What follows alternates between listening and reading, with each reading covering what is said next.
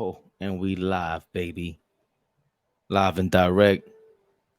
Flight from Santo Domingo to JFK. Direct. It's your boy Fabian PerspecTV. Friendly Fire. Episode 3. Calling it the Lindor Game. I meant to record it earlier. I couldn't do it. I'm a family man, baby. I got things to do. Mets with the epic loss tonight. They took a L that was. It took the steam out of my the whole theme of the title, the Lindor Game. So much momentum going into it. Man.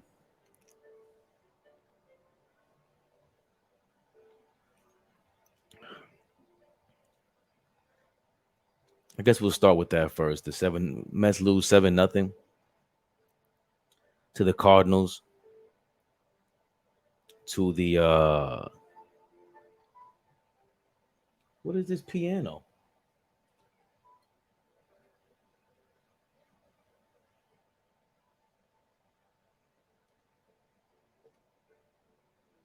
This piano's bothering me. Hold on.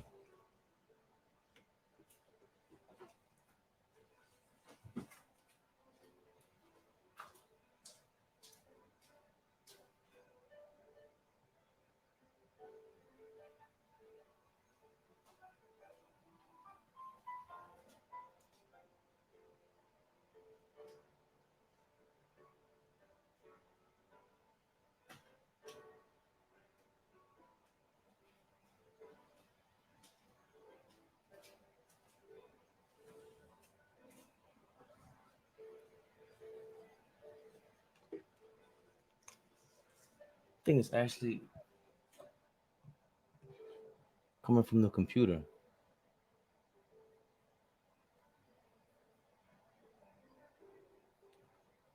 Oh. My bad. I was trying to do something on Twitch. I'm live on YouTube and Twitch. We doing it, baby. Mets lose 7-0 to St. Louis. The usual with them. Wainwright and Yadi. They're moving up on the villain list. That's what I tweeted earlier. I don't know if they're passing Chipper Jones yet, man. Chipper Jones was a thorn on our side. San Francisco's up 9-1 on the Padres. That's helping us out in the standings in the wild card.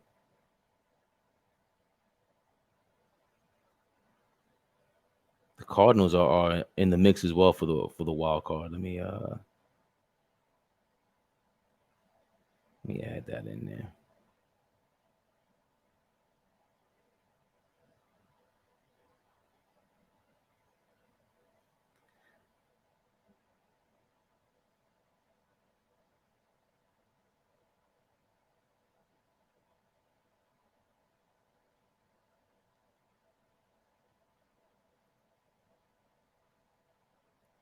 San Diego's currently in the wild spot position. Let me see the right 13th. Today's the 14th, but San Diego's currently in that spot. They're down 9-1. I doubt they're coming back. They have runners in scoring position, second and third on the Giants. It'll be a monumental comeback if they do win this game. But it looks like they'll lose their 69th game. I don't know why people don't count the losses when they factor in how many games back teams are from the leading team in the standings. But Cincinnati has 69 losses, as you can see here. Oh, you can't see it. I'm sorry.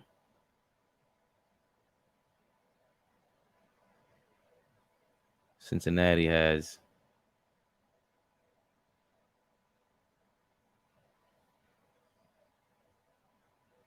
69 losses along with St. Louis. So St. Louis and San Diego will be tied.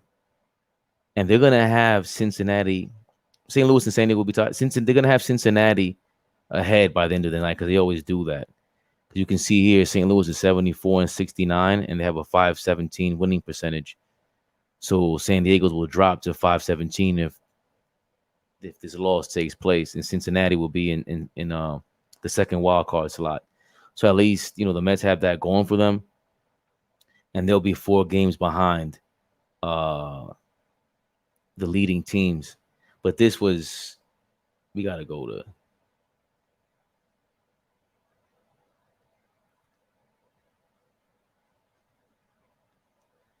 It was still a bad loss. I mean, Wainwright was Wainwright.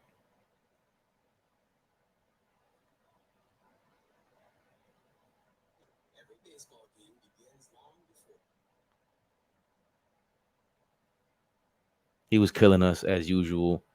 It was bad. Um, it was really bad. It was awful. It was just awful. But at least you just get to know what greatness is. Uh, Wainwright is great. That curveball is another level. I think he pitched 7 innings because I didn't see him in the 8th. All right, Wainwright. Just say it there. 103, 103 pitches. I don't even know what 58 means. Does that mean strikes? I have no idea.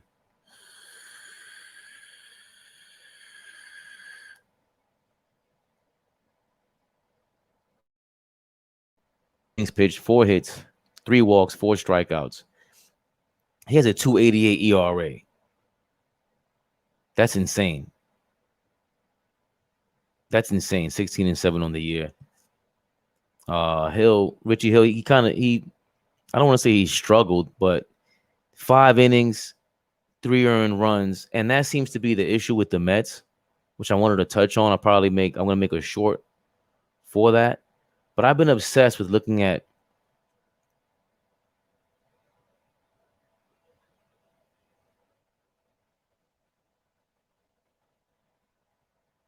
innings pitched.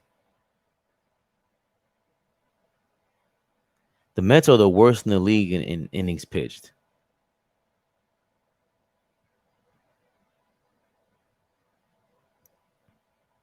And shout out to Mets, I think Mets Metrics.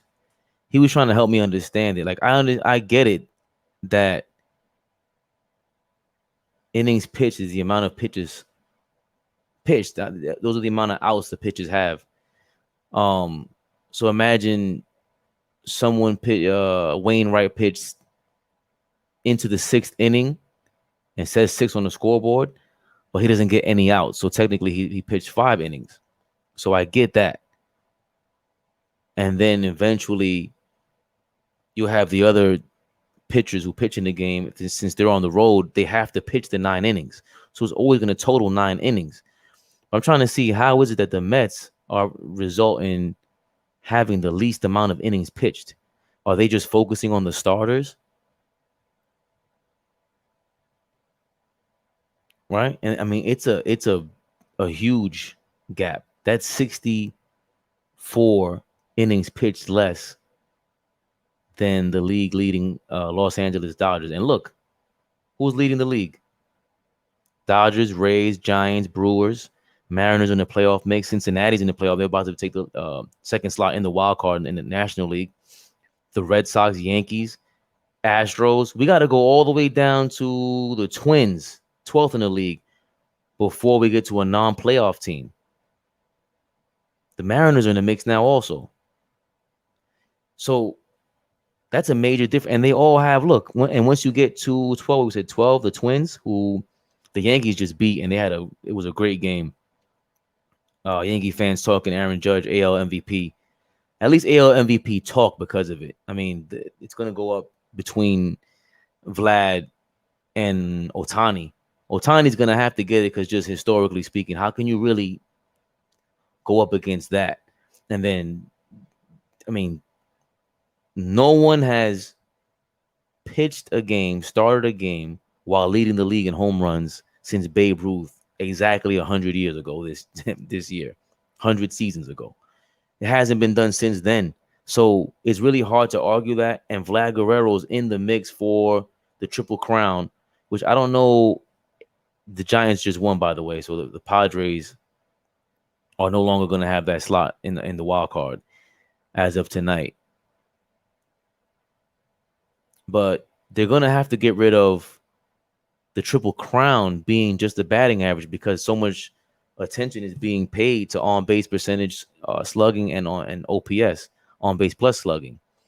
And usually, if you lead the league in home runs,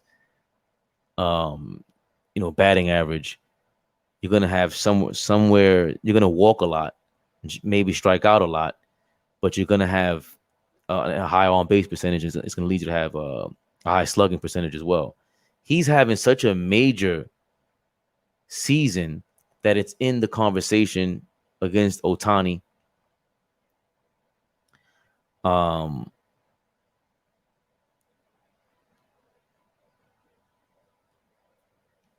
For to win the MVP over Ohtani, but I don't see it happening, and I don't mind a co MVP because he's in the running for the playoffs, and they just smacked the team yesterday, 20 runs in the fourth inning or something like that.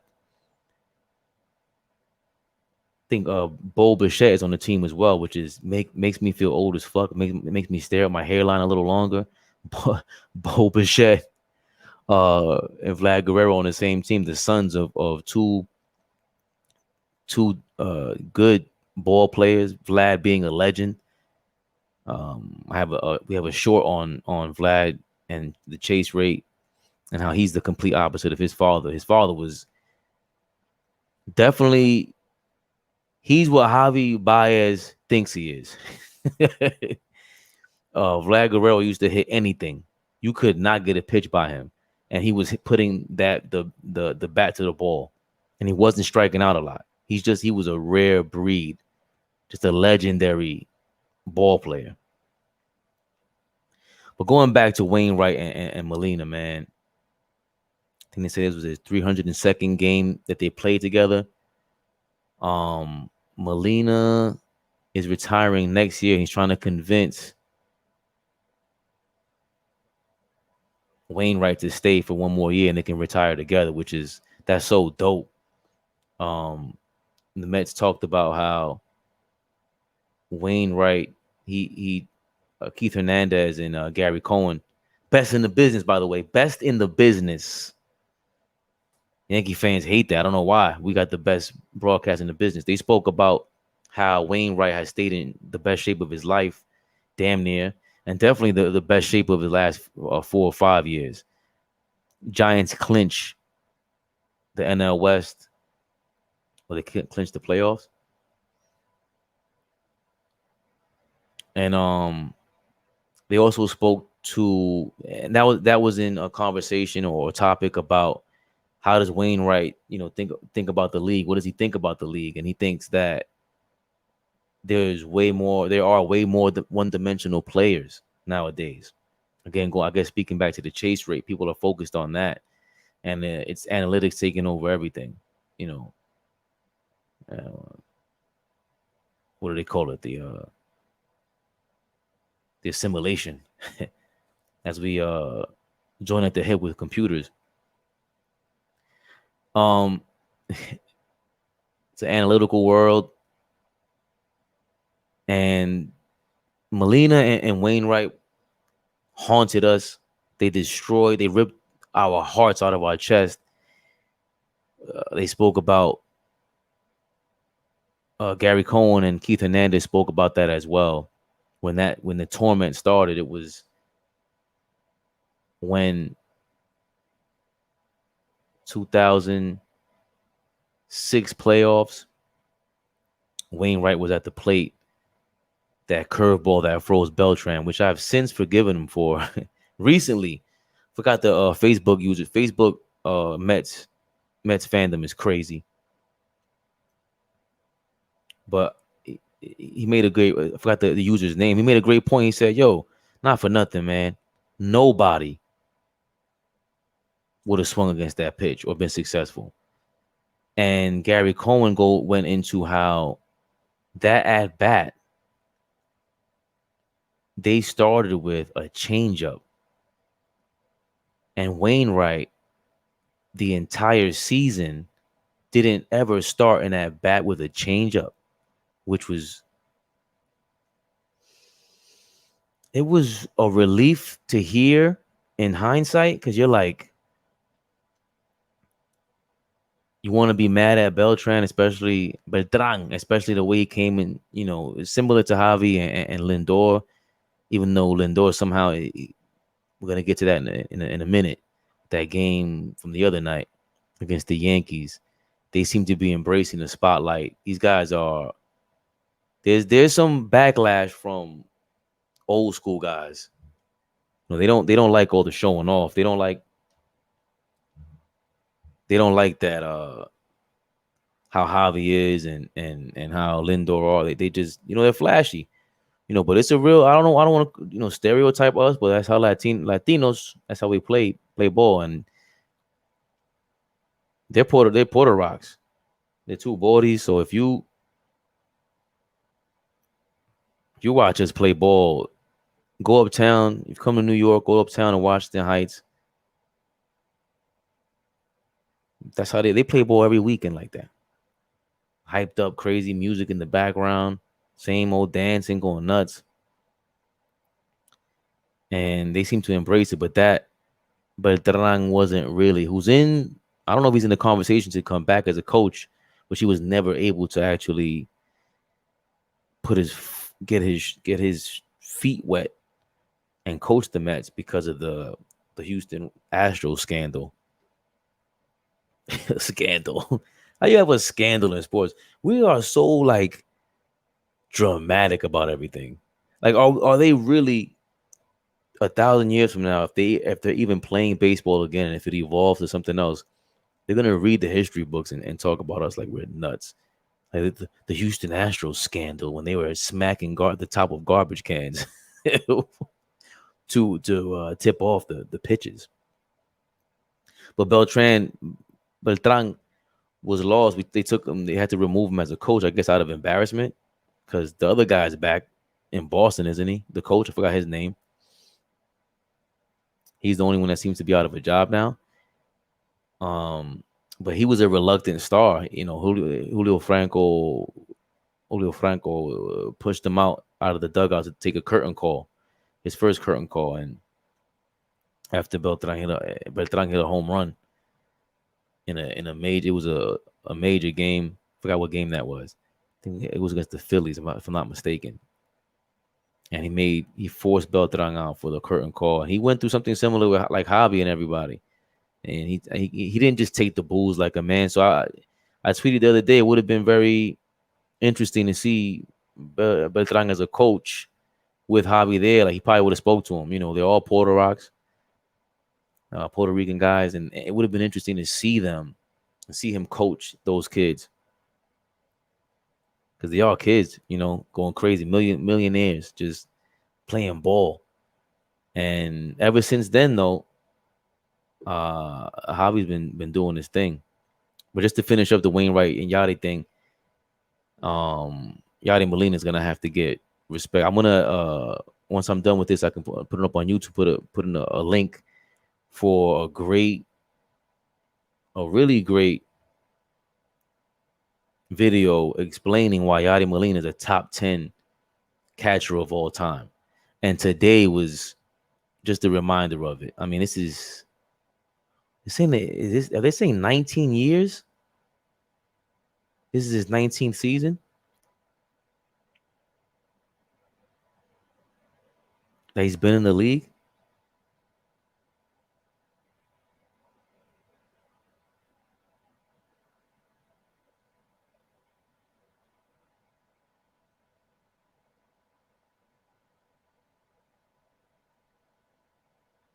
Age 39. Bayamon, another Puerto Rock. Drafted 2000.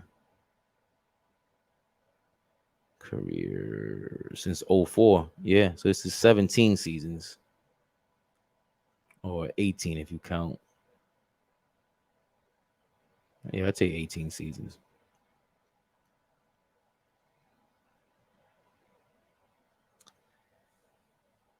The way he commands a game,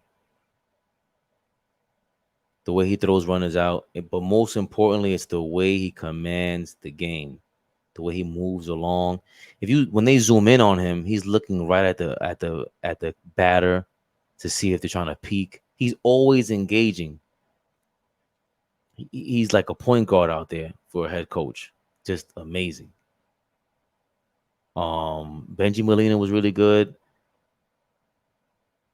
Yadi at this point defensively, you might have to put him above Ivan Rodriguez. Ivan was another dude in the steroid era, but even before steroids, he was amazing. He looked like he had a era before steroids. Damn, I spent 20 minutes on that shit. Oh man, yeah, the Mets lost. I go over that some other time. Um,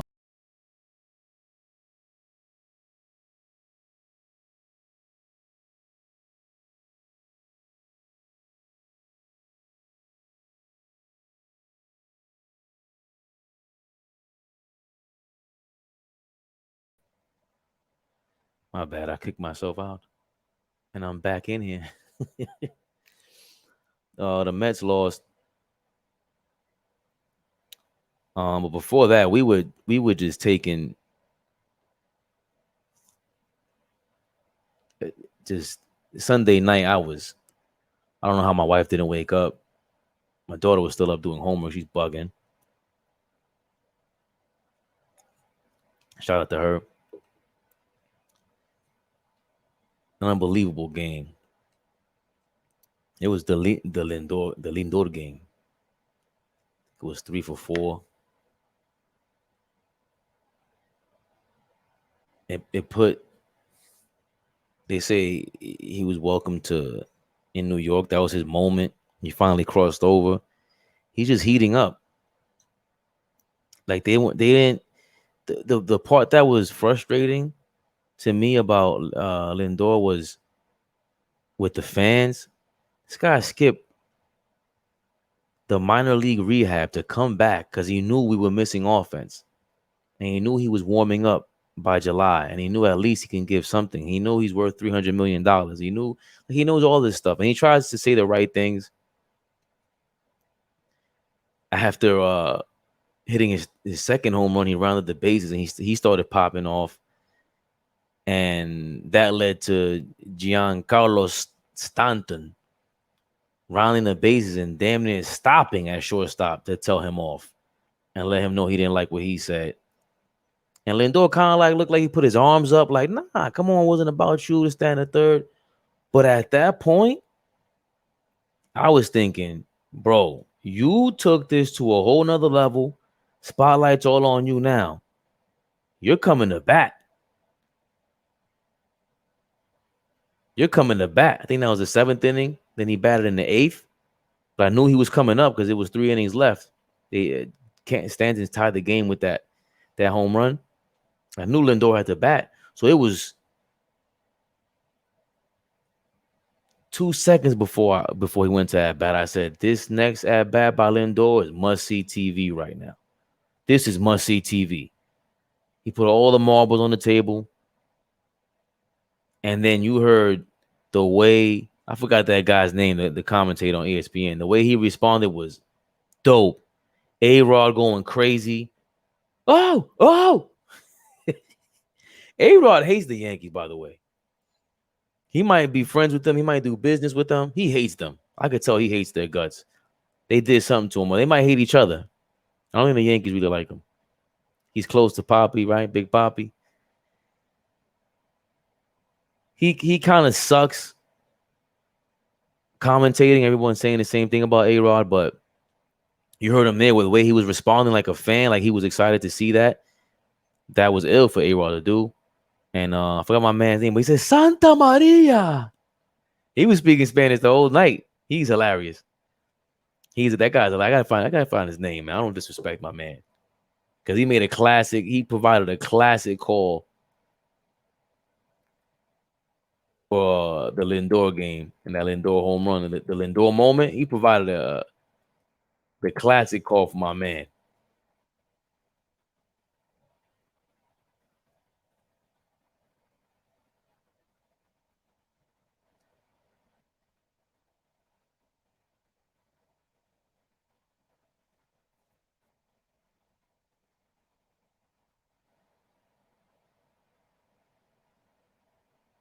Is it Matt Vasgarian? Vasgarian?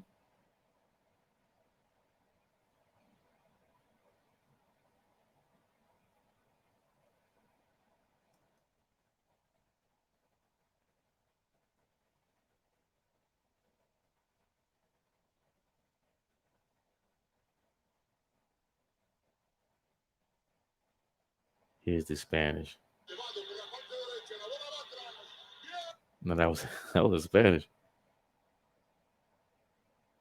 Yeah, Matt Vasgarian. Vasgarian. I don't want to disrespect his name. Matt Vasgarian with the call. Providing a ill call for the Mets fans. Couldn't get no better. Lindor showed up. That was amazing. Also, Javi Baez, he's been on fire too. They all got slowed down today. Lindor had a hit off of Wainwright tonight. It was a single. And he went to third base on the Conforto single. But Javi Baez has been hot, man. You see here, shout out to Mets Analytics. 415 average, first in the majors, 478 on base percentage, 732 slugging. Since the thumbs down scandal, he's just been amazing, bro. He gives you a headache. He's kind of like J.R. Smithish with his magic. Like J.R. Smith was, if he was ever focused, like I gotta give Javi El Mago props because he's focused. Way more focused than J.R. Smith was, but they have that same, like remember White Chocolate and Jason Williams, the point guard in the NBA. They have that same magical feel, but then all of a sudden they do something just like But Javi was the one holding us down, and we're waiting on our boy. We're waiting on our boy Nemo, man. That's he didn't play today. I think he was ready. He's supposed to be ready this week. Hopefully he gets in there. Hopefully he gets in there and he comes back. And because we need him at leadoff. Like Villar,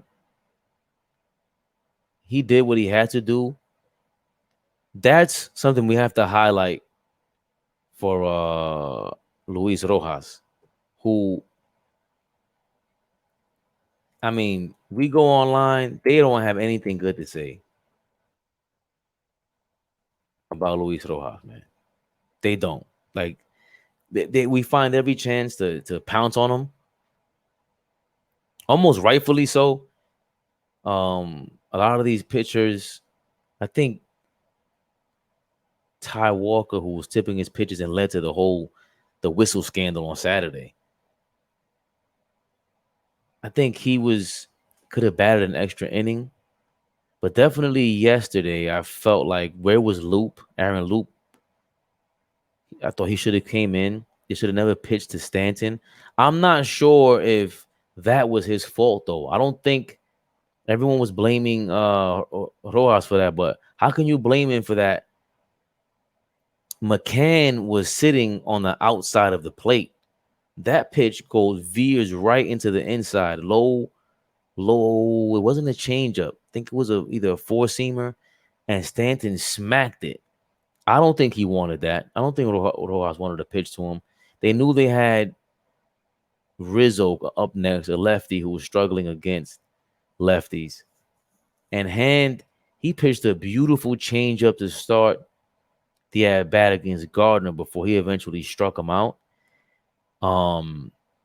He has a nice changeup, but aside from that, for him to make a mistake in that moment, I don't understand. This is above Rojas now. Like, I don't understand what anyone saw in this guy in Brad Hand before the season started. They lost a free agency battle against Hand. I think Toronto signed them. They let him go. If I'm not mistaken, the Cardinals picked him up and let him go quickly. He was on a National League team before, a different National League team before he came to the Mets. He comes to the Mets. I have not been impressed with him whatsoever. The Brett Gardner at bat was great.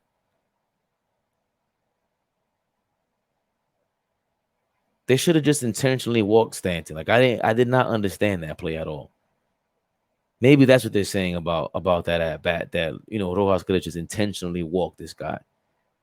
I don't know if there's a new rule about that either. If you can't intentionally walk anybody anymore, but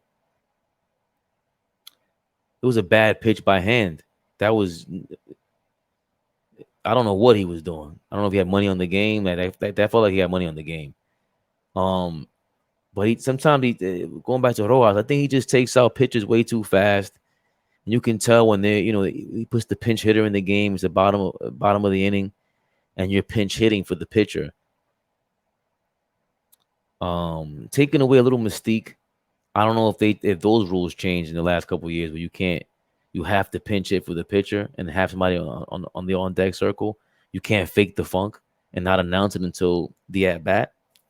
I don't know, but he has done that. The Ty Walker game against the Dodgers stands out to me the most. The entire season, where there was an error by Villar on third base. So somebody gets on base there. Then there was a bloop single. I think it was Will Smith on the Dodgers. And you had runners on first and third. And then he takes him out of the game because he didn't want to face, I think it was Turner. Because Mookie Betts wasn't. We didn't play Mookie Betts those back-to-back weekends against the Dodgers. He wasn't in. I forgot who it was he didn't want to face, and he wanted to bring Loop in, who eventually gave up the runs. But I'd rather Ty Walker be there. Like, he was, beginning to be on fire. Kind of similar with the Yankee game on Saturday, the 9-11 game. He started off bad, and then he just started. He was killing.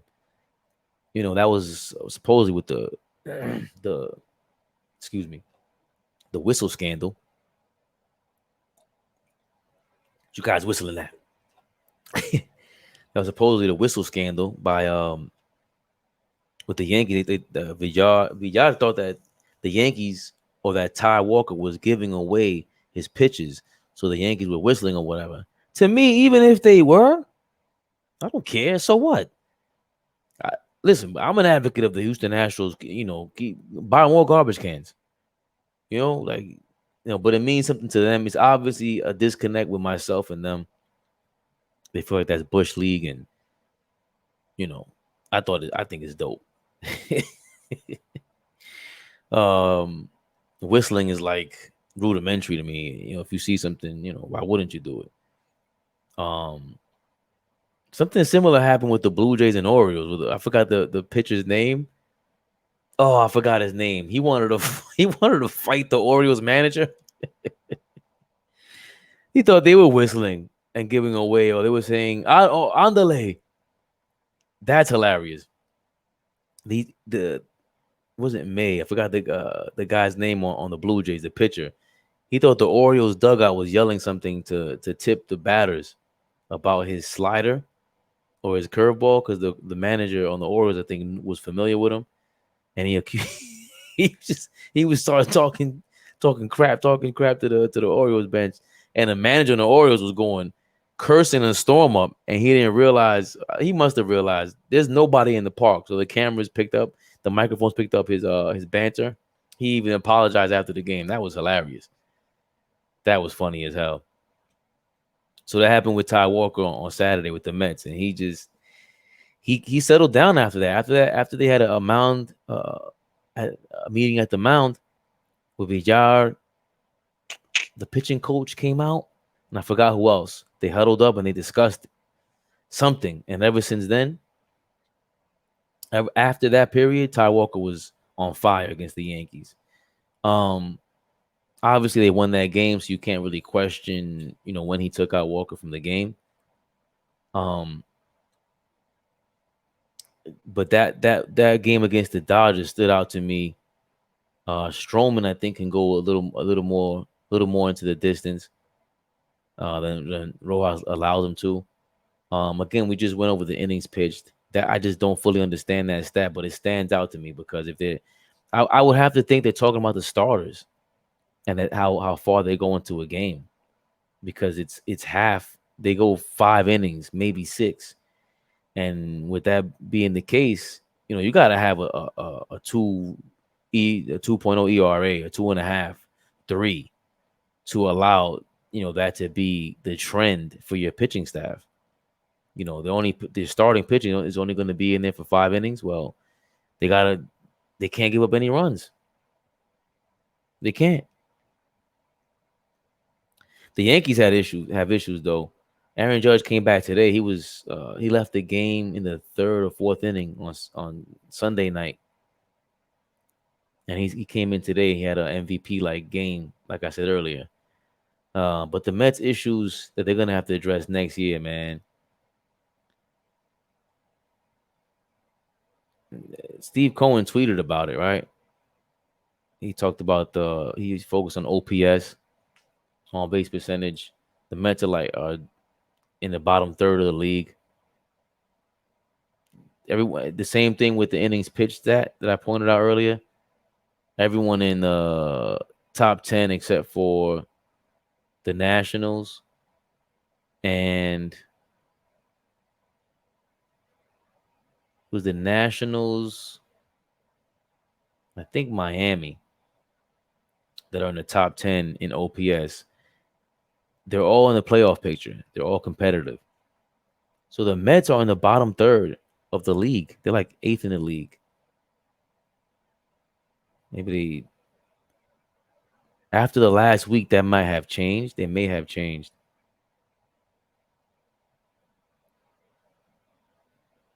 With Baez killing the way that he did, Lindor picking up over the weekend.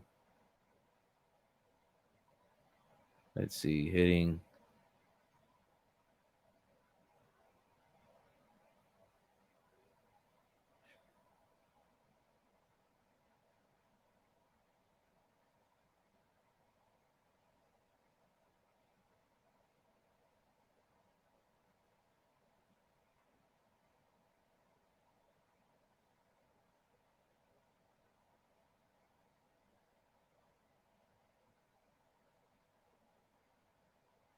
Yeah, you see here.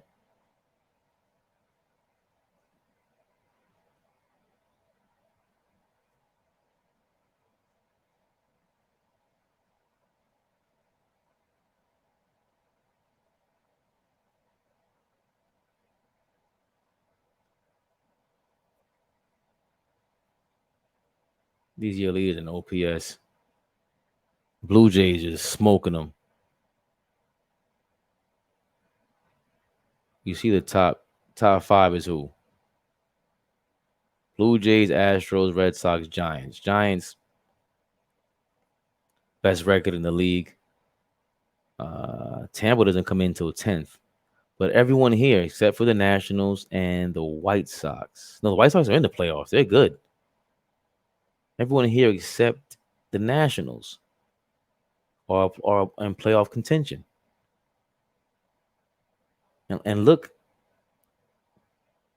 at the size of the OPS. It's a 50-point difference between Toronto and Cincinnati. It's a 46-point difference. And there's an 19-point difference between Toronto and the Astros. 30-point difference with Boston. So Toronto offensively they're monsters. You know who's not a monster offensively? Take a wild guess. Mets 8th in the league. But look, The Mariners damn near last. Also, they're not great. Look, Cleveland. The Cardinals are not great either. They don't score. The Cubs. Who in here is in playoff contention? The Mets, Seattle, and that's it. That's their biggest issue. They can't score runs.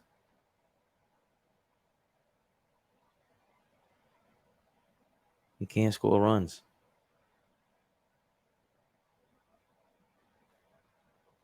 And they don't hit with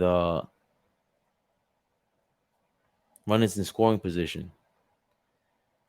But a lot of that comes from Lindor not being there. Javi's coming in there to step up for somebody. But Yadi, listen, he's serviceable and everything. But what's the guy on the Cardinals? This guy, 8-time.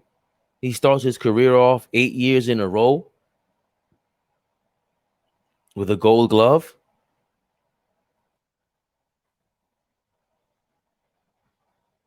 Is it?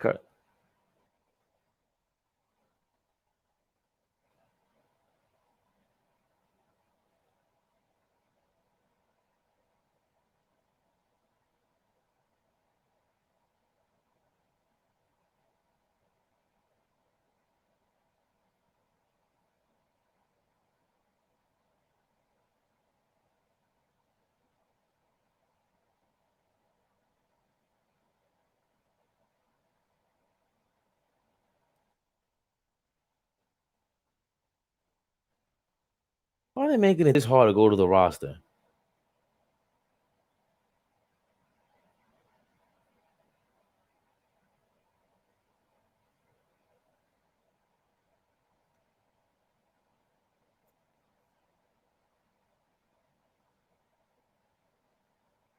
Yeah, that was scary.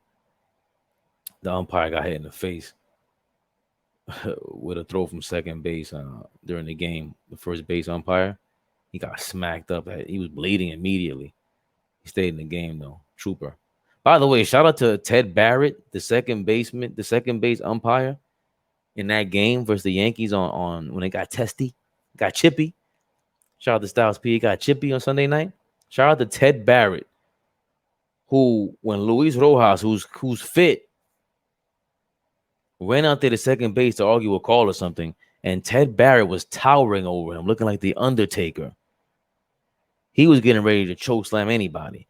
And when the benches cleared after Stanton rounded the bases, he got in between, like in front of Lindor. Lindor didn't want no problem. Everyone saying he didn't want no problems with Stanton. Ted Barrett, the second base umpire in that game, the Lindor game, he had 3 home runs. Ted Barrett either fought or sparred with Evander Holyfield back in the day. Nobody wants any parts of that guy. A-Rod spoke highly of him. He said, yo, that guy's a gentleman. Nice dude. But he will beat you down. And he looks like it. He looks like it. Real quick, I'll finish this off. But this good standings. Come on with this, man. Players. I can't go to the players. What are we doing, guys?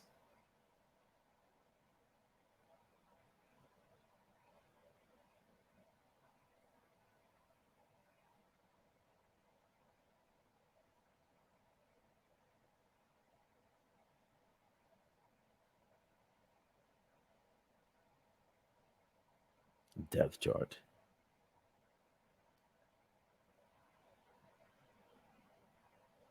Third base, Nolan Arenado. He's 30 years old.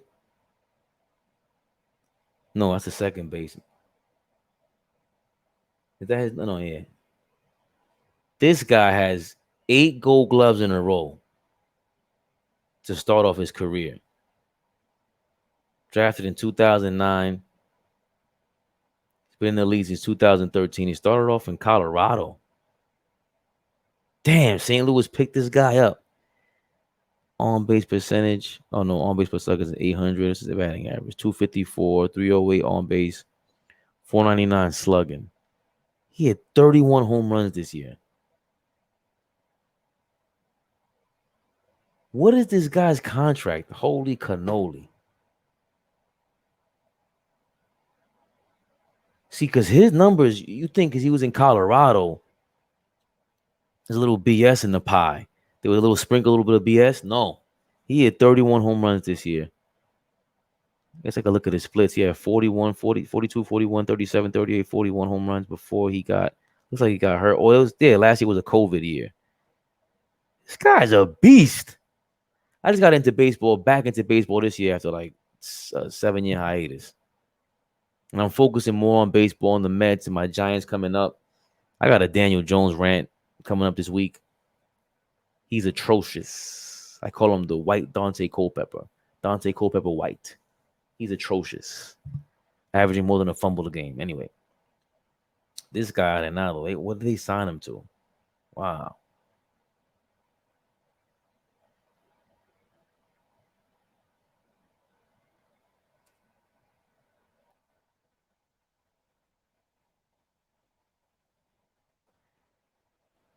Had been set to be paid $199 million over 6 seasons, $260 million, 8-year contract with the Rockies. Look, it's extra $15 million. Cards defer $50 million in amended deal.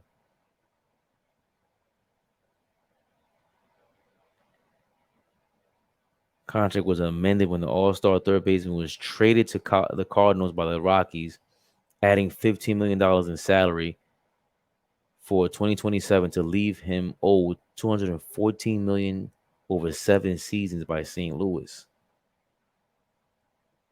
The way Gary Cohen and he's not just a regular Gold Glove guy. The way Gary Cohen and him talk about, he said he's a vacuum cleaner at third base. That Machado is good. He's really great defensively, but he ain't. Y'all know he's been MIA. Oh, I'm sorry. I didn't see you, my man. We here, my brother.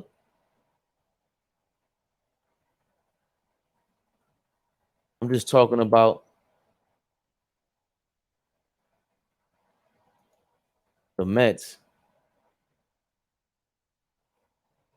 Oh, I'm not typing again because this thing said type twice. Christopher Kanyuaka. Thanks for tuning in. Me talking to myself all day. As we get on the Mets, the schedule got to get down packed. We full-time workers, but we getting this together. Doing the music thing soon. Another hip hop podcast coming soon. I wanted to get on the live. That's my first time going live on YouTube and Twitch. Follow us on Twitch too. Same name. Put it in perspective, Chris. I'm on there. I'm getting started with that also. I'm doing this thing from StreamYard right now. About to wrap it up soon. You got any questions? You watch baseball?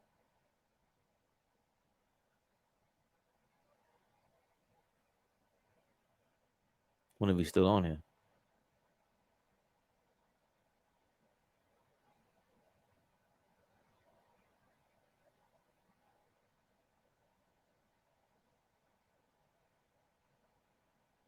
Oh.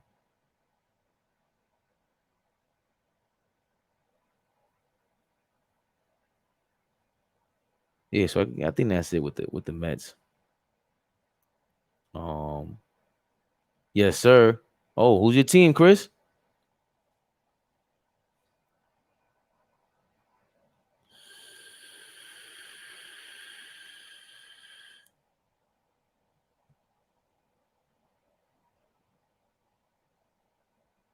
Are we talking Yankees? I'm a Mets fan. I did have a Yankees issues. They did their thing today. I saw Aaron Judge. I saw Aaron Judge had a MVP caliber game, according to some of the fans on Twitter. Even B was saying that. How you feeling about them? We beat y'all the other night, but you guys are still in the mix. We're 4 games back. You're right there. I could tell you real quick. Share.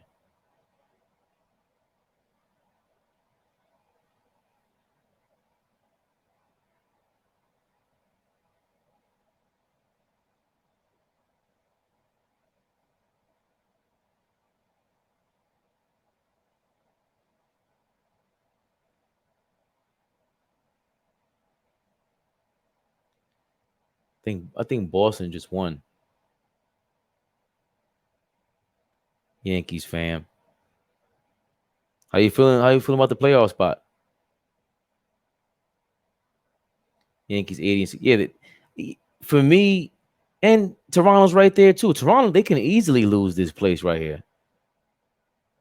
Toronto can easily lose a wild card spot. I know they're on fire right now. But the Yankees are missing Cole. Hopefully he gets back in there for them. To be a stopper like that, you just can't. You can't look what's happening with DeGrom. It threw us all off. And I'm not sure who you guys are missing offensively, but Voit was hurt for most of the year. He could barely play. That was a big mistake on Friday. I thought by AJ is the coldest in the game for me, fam. But we ain't got the bullpen to really win everything. I saw that, man. I saw that. I realize it now with Green pitching to Lindor. I saw it on Twitter. Yankee fans are like, "Yo, what are you doing pitching to why have him in the game?" I saw everything the Yankees been complaining about all year, and I thought, after the All-Star break, they did a really good job. B broke that down really well. He liked what they did. But losing Cole, that's major. Because he can win some games for you. Can shut down, that game 1 of the series and then come back game 5, game 6 if they can win the extra game. Once you win game 1, that guarantees Cole pitching game 5 or 6. But they need more than that. And yeah, the bullpen sucks. Our bullpen is like, they don't suck as bad. The Mets bullpen is not as trash. We got high heat and everything. They're just like Javi Baez, like they're gonna do that J.R. Smith impression where they just do something crazy. And like Diaz gave us a heart attack when he pitched to Stanton. We had straight up, we were gonna go in cardiac arrest. We could have, because Stanton was just, I was saying earlier, they made a mistake of pitching to him. I think that was a mistake by hand. They should have just intentionally walked Stanton, but yeah, I can't see without a bullpen and more than one starting pitcher, the Yankees or the Mets have no business being in the playoffs. Like, it's almost like we don't want to make it unless we have a chance for the championship. Let's regroup. We gotta go in the bullpen. We need the Yankees infield is suspect too, Chris. I'm not feeling I know they moved the shortstop to second base today, but that left side of the infield is horrible. Gary Sanchez, oh my God. I was just talking about Yadi Molina earlier, how he's like, he might have passed Ivan Rodriguez as the best defensive catcher, especially in modern day. But Gary Sanchez is the complete opposite of that. He's like what Mike Piazza was too, behind the plate. But Mike Piazza made up for it at in the batter's box. Gary Sanchez is frustrating. 57 pass balls since 2017, something like that. They put on the television yesterday on the screen. That's horrible. Especially watching Molina today. He's a magician out there. A magician. So I feel you on that. I don't want the Mets to make it either. If this is what we're gonna end up with, 7-0 to the Cardinals we lost tonight. But my brother Chris, thanks for tuning in. That was love. I'm about to sign off though. Gotta re-edit this. B will be back with something for the Put It in Perspective podcast. This is my friendly fire joint that I'm loading up, by the way. Let's go Mets. Hopefully we finish up stronger than this. 17 games to go. This has been horrible. Signing off. Oh, one more comment from Chris. We out here, fam. My dude. Signing off. You already know. It's your boy Raimundo Telemundo, as the crowd speaks, or as they say. See y'all later.